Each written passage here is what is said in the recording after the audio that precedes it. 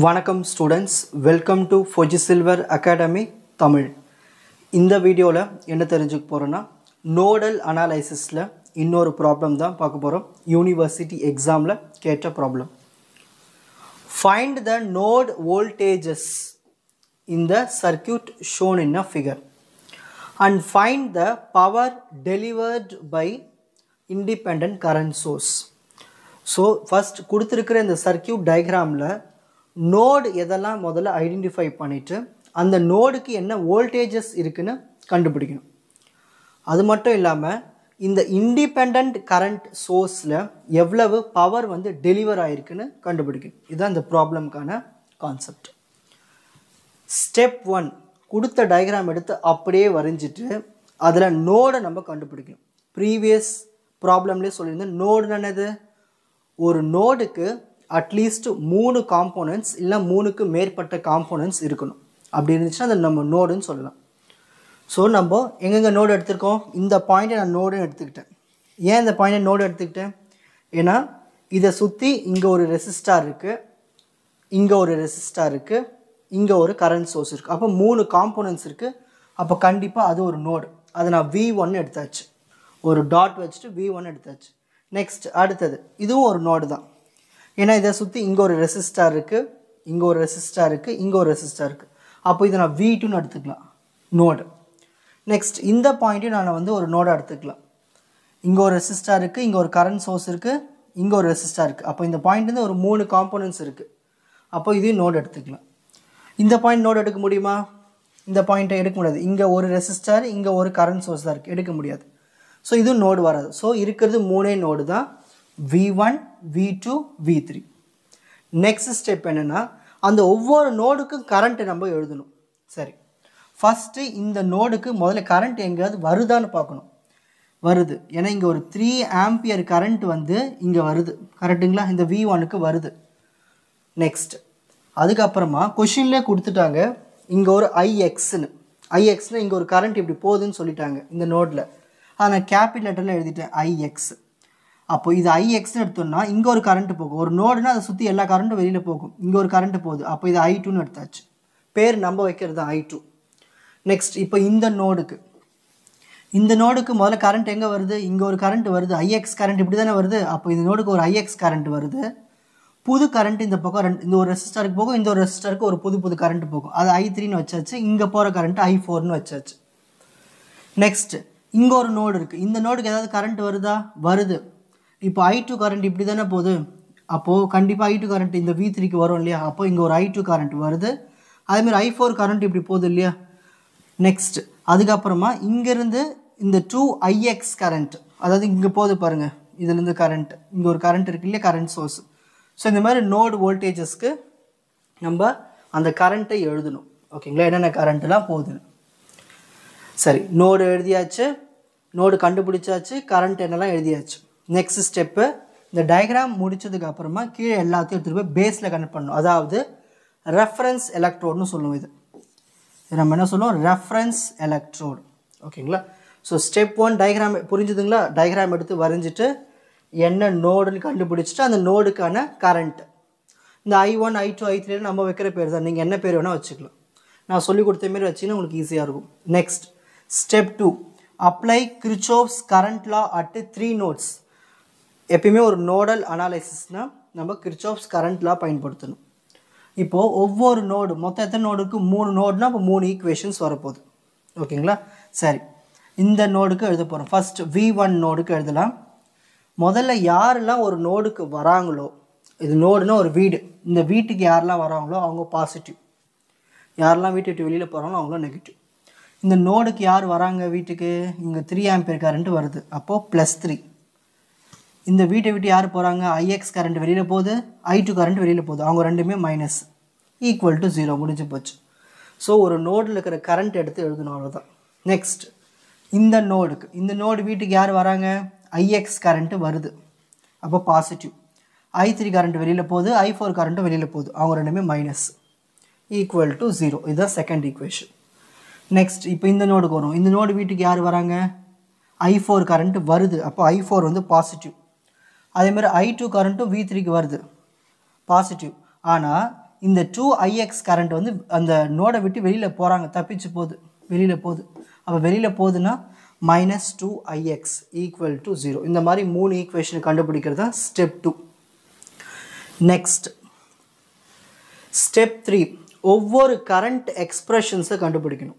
ஓகேங்களா, ஒவ்வொரு கரண்ட் எக்ஸ்பிரஷன்ஸை கண்டுபிடிக்கணும். ஃபர்ஸ்ட் நம்ம I2 கரண்ட்டை கண்டுபிடிப்போம். அதுக்கு டயக்ராம் வேணும். இந்த டயக்ராமில் I2 கரண்ட் எங்கே இருக்குது? இங்கே இருக்குது. இந்த V1ல் ஸ்டார்ட் ஆகுது I2 கரண்ட். அப்படியே இந்த 4 ohm ரெசிஸ்டார் வழியாக போய் எங்கே போய் முடியுது? V3ல் போய் முடியுது. அப்போ இதை மட்டும் அப்படியே கட் பண்ணி டயக்ராமை வரைய போகிறோம். வரையலாங்களா? இங்கே பாருங்கள், வரைஞ்சாச்சு பாருங்கள். இந்த I2 கரண்ட் வந்து V1 நோடில் ஸ்டார்ட் ஆகி அப்படியே இந்த ரெசிஸ்டார் வழியாக போய் அப்படியே இங்கே V3க்கு வந்து சேருது. அந்த டயக்ராம் மட்டும் தனியாக பிரித்து கொண்டு வந்தாச்சு. இதில் என்ன கரண்ட் போகுது? I2 current. So I2 is equal to இந்த மாதிரி ஓம்ஸ் லா ஃபார்ம் ஆனது I is equal to V by R, அதாவது வோல்டேஜ் பை ரெசிஸ்டன்ஸ். சரி, இங்கே 2 வோல்டேஜ் இருக்குது, நோடு வோல்டேஜ். இங்கே ஒரு V1 இருக்குது, இங்கே ஒரு V3 இருக்குது. இந்த மாதிரி 2 வோல்டேஜஸ் இருந்துச்சுன்னா ஃபஸ்ட்டு இது தான் எழுதணும். எங்கேருந்து ஆரம்பிக்கிறோமோ அதுதான் ஃபஸ்ட்டு எழுதணும். V1 மைனஸ் V3 பை என்ன ரெசிஸ்டன்ஸ் இருக்குங்க? 4 ohm resistance. So by 4. So I2க்கு இதான் எக்ஸ்பிரஷன். நெக்ஸ்ட் இப்போ I3க்கு கண்டுபிடிக்க போகிறோம். I3 கரண்ட்டுக்கு டயக்ராம் பாருங்கள். I3 கரண்ட் எங்கேருந்து வருது? இந்த V2லேருந்து வந்து இந்த 4 ohm ரெசிஸ்டார் வழியாக வந்து கீழே எர்த்துக்கு போயிடுது. ஓகேங்களா, அதுதான் நம்ம டயக்ராமில் வரைய போகிறோம். இங்கே பாருங்கள், I3 கரண்ட் V2லேருந்து ஸ்டார்ட் ஆகி 4 ohm ரெசிஸ்டார் வழியாக வந்து எர்த்துக்கு போயிடுது. ஸோ நம்ம I3 கண்டுபிடிக்கணும். Ohm's law formula I is equal to V by R. இங்கே என்ன வோல்டேஜ் இருக்குது? V2 voltage. எர்த்து கீழே இருக்குங்களே, அதை நம்ம எடுத்துக்க தேவையில்லை. ஸோ V2 பை இங்கே என்ன ரெசிஸ்டன்ஸ் இருக்குது? 4 ohm resistance. So V2 by 4. அவ்வளோதான், முடிஞ்சு போச்சு I3 expression. Next I4 expression கண்டுபிடிக்கலாம். இப்போ டயக்ராமில் I4 எங்கே இருக்குது? V2ல் I4 கரண்ட் ஸ்டார்ட் ஆகி அப்படியே போய் இந்த 8 ohm வழியாக போய் V3 போய் அடையுது இந்த I4 கரண்ட். இதை மட்டும் கிளிப் பண்ணி அப்படி இங்கே கொண்டு வந்துடலாம். அந்த டயக்ராம் கொண்டு வந்தாச்சுங்களா? ஸோ V2ல் ஸ்டார்ட் ஆகி V3ல் முடியுது கரண்ட். என்ன கரண்ட்டு? I4 current. அப்போ நம்ம I4 current is equal to V by R. இங்கே 2 வோல்டேஜ் இருக்குது. V2ன்னு ஒரு வோல்டேஜ் இருக்குது, V3ன்னு வோல்டேஜ் இருக்குது. எங்கேருந்து தொடங்குறோமோ அதை வந்து V2 ப்ளஸில் எடுத்துக்கணும். முடிகிற இடம் மைனஸ் பை ஏன்னா ரெசிஸ்டன்ஸ் இருக்குங்க 8 ohm. So divided by 8. Next அடுத்த கரண்ட் IX கரண்ட்.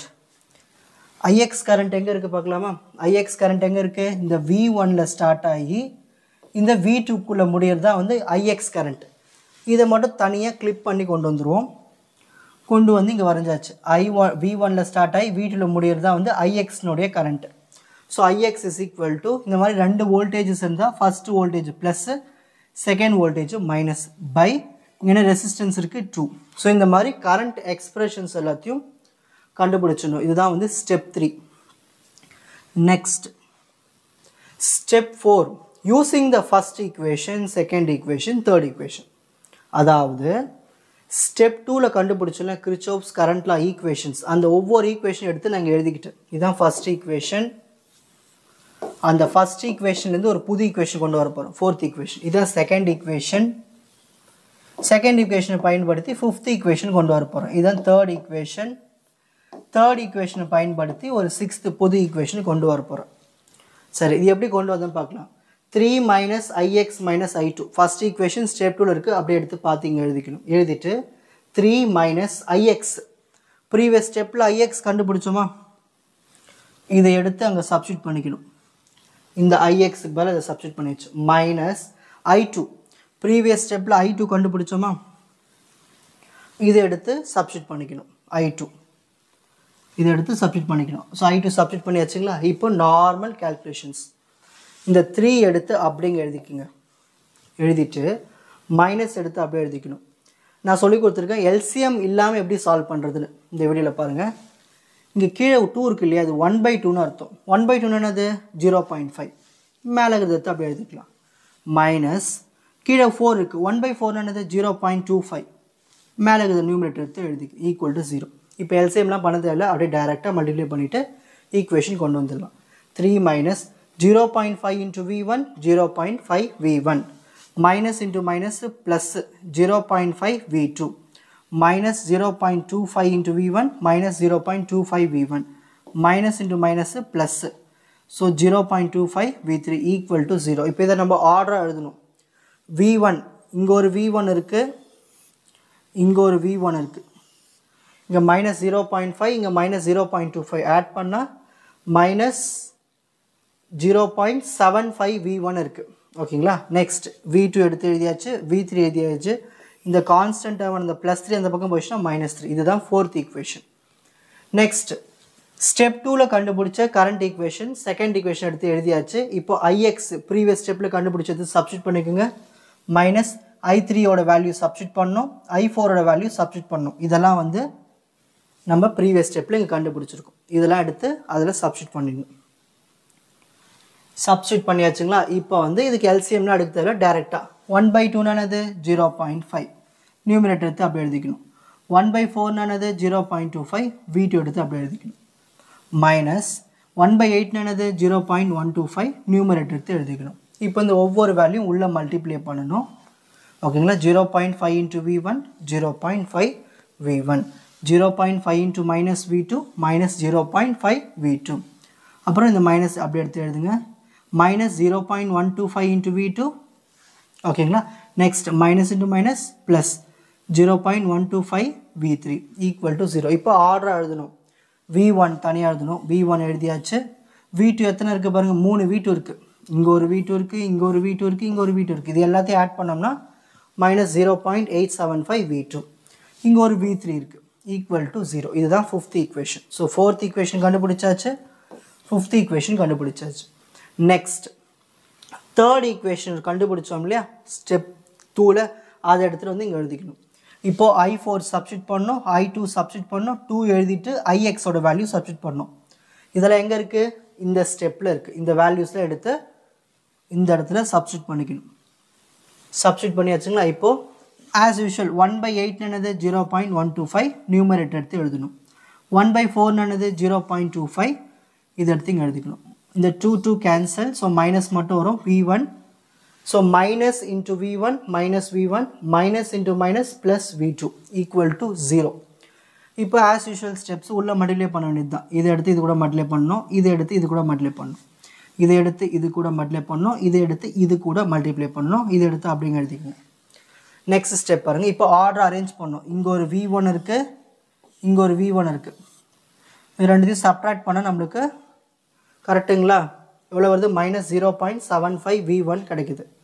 நெக்ஸ்ட் அடுத்து V2 எங்க இருக்கு? இங்க ஒரு V2 இருக்கு. அதை எடுத்து அப்படியே எழுதிப்போம். அப்புறம் இங்க ஒரு V2 இருக்கு. இது ரெண்டுத்தையும் ஆட் பண்ணோம்னா 1.125 V2. இங்க ரெண்டு V3 இருக்கு. இது ரெண்டுத்தையும் ஆட் பண்ணி எழுதணும்னா -0.375 V3 equal to 0. இதான் sixth equation. இப்போ நம்ம என்ன பண்ணணும்னா இந்த fourth equationையும் இந்த fifth equation இந்த sixth equationையும் கால்குலேட்டர்ல சால்வ் பண்ணனும். நமக்கு V1 V2 V3 மூணு ஆன்சர் கிடைக்கும். அதை நான் உங்களுக்கு இப்போ போட்டு காட்டுறேன். பண்ணிக்கங்க.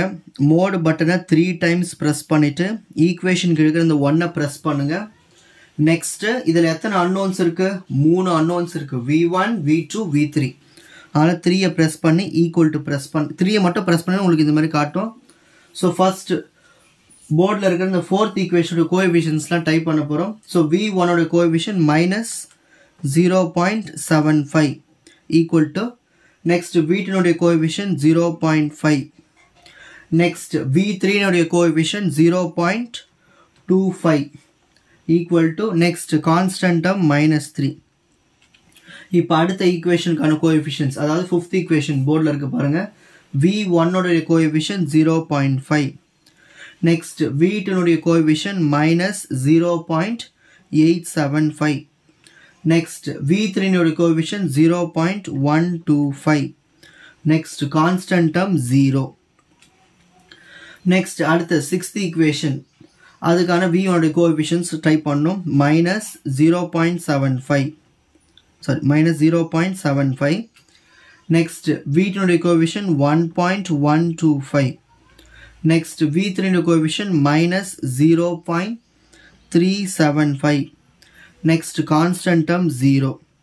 So answer na vandirukku namakku V1 oda answer 4.8, V2 oda answer 2.4, V3 நோடைய ஆன்சர் -2.4.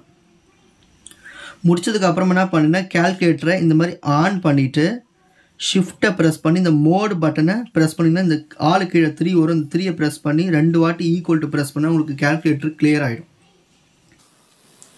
ஸோ V1 ஆன்சர் என்ன கிடச்சிருக்கு?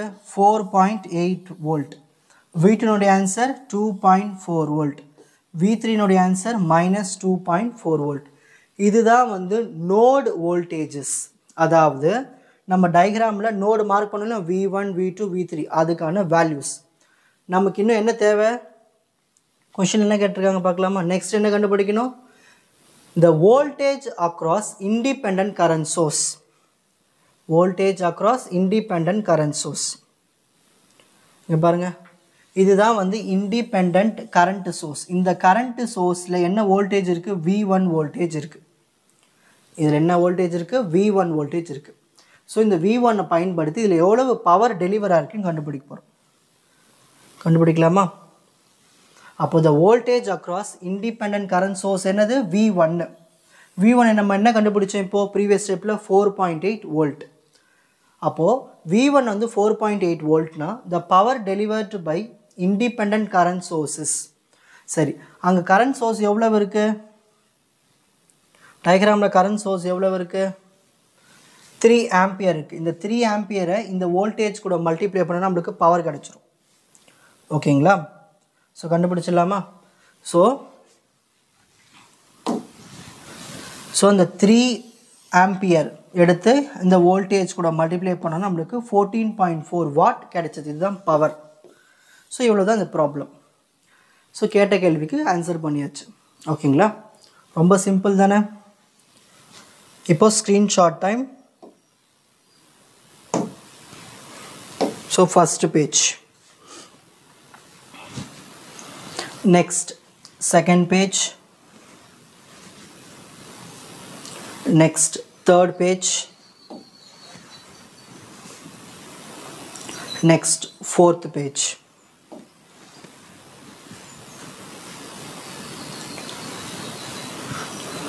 உங்களுக்கு இந்த கண்டென்ட் ஈஸியாக புரிஞ்சிருக்கும்னு நினைக்கிறேன். வாட்ச் அதர் எபிசோட்ஸ் இன் த appropriate playlist. Fauji silver academy strength success directive. வணக்கம்.